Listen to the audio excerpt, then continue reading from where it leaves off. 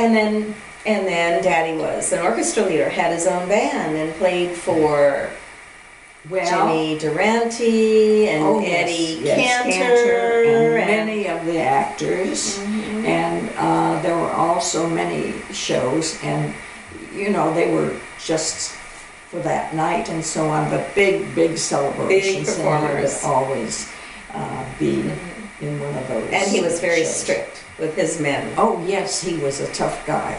I mean, he would tell them off if they hit a wrong note or did something wrong. He would really let them know in no uncertain. Would you say he was a perfectionist? Yes, I think he was a perfectionist. Yes, he was a real artist. Yeah.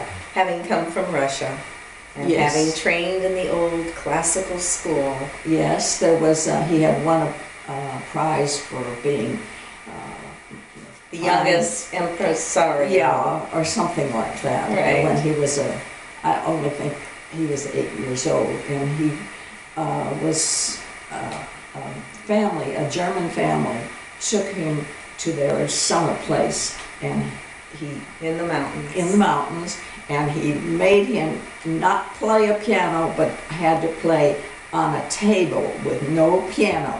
Which is what I had to do for a year.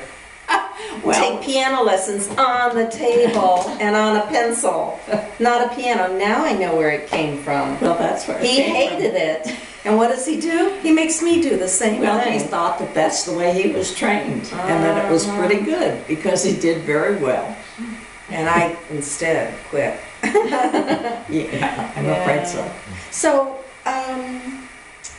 I think you all decided to get married because in 1940 I came along. Well, it wound up. I went back to Chicago for some reason or other. And weren't you Miss Chicago as well? I was in the Miss Chicago contest, and I think I was 4th or 5th in line. And here I thought you were the big queen. No, I wasn't the queen. I wasn't. Only a princess. Only just a princess. Princess. Yeah. Okay. So, well, I was born in New York. Yes, New York City.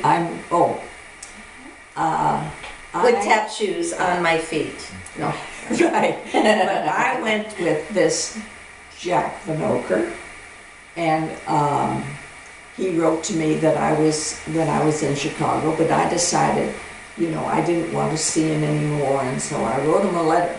I mean, I found a card announcing an engagement or something like that, and I sent that to him. You said never again, right? You told him, I don't want to see you anymore. No.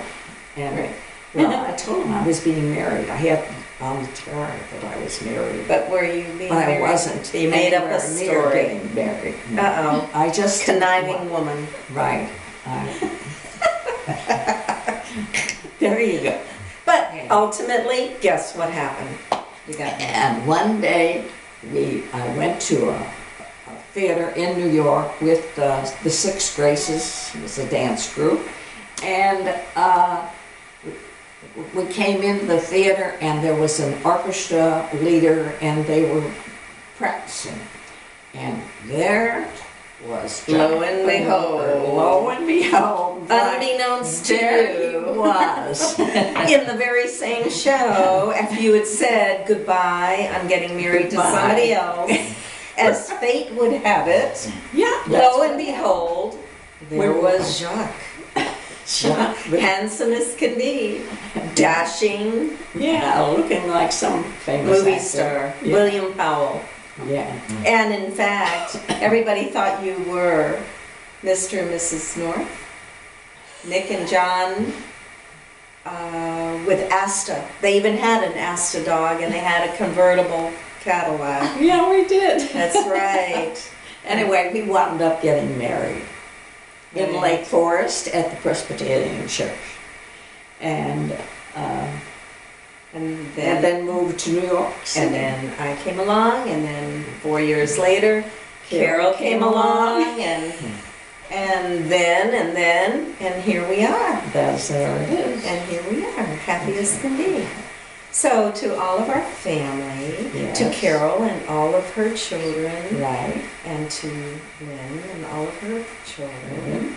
So let's see how many children, grandchildren, and great-grandchildren. So we'll start with my oldest, Larry, and my next, Scott, and then Alicia, and then Carol, who had Lynn, Lynette, and Doug, and wonderful Piper, Right. and then grandchildren, Right. which are great-grandchildren. Can we name them all? Great. So They're all Savannah and They're Brett all great and children. So they're great children.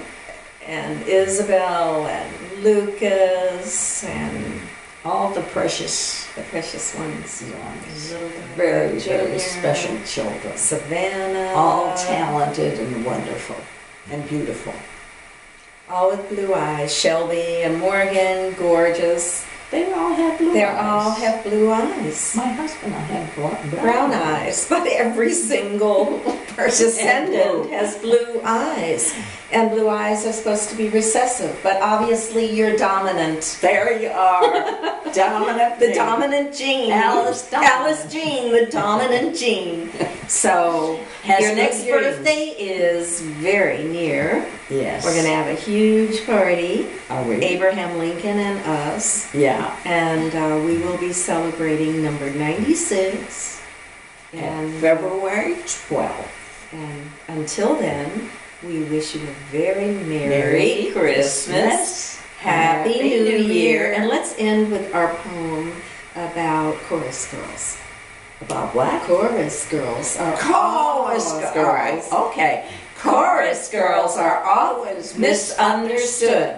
They underrate our character as not so good. very good. Though this may be expected, we'll not rest till it's corrected. We'll convince you that it's not true. We're ladies. You can tell it by our pose, the way each girl turns up her nose, the where we wear our clothes. Why, everything to us is just too divine. We even read the latest books of Gertrude Stein. Can you stand it? Ladies, though we may seem a little dull, surely you can see that we are culture, elegant and pure. All right. To our director and film choreographer, James Scott, Donovan Wilson. Ta-da! Yay, Scott Wilson. Come on, say hello. We're here because we're here, because we're here, because we're here. Hi. Artistic temperament continues. Yes, the jeans. The blue Yes. jeans, the blue jeans. Okay. Okay? There's some blue jeans. So, Okay. Happy New Year. Merry Christmas. Happy. Yeah, that was fantastic. Okay. Yes. That was Wonderful. now that was our rehearsal. Yeah. So now we have That to was do just the the real rehearsal. thing. Yeah. We haven't Okay. done the real thing. Take two. Yeah. Okay. Oh.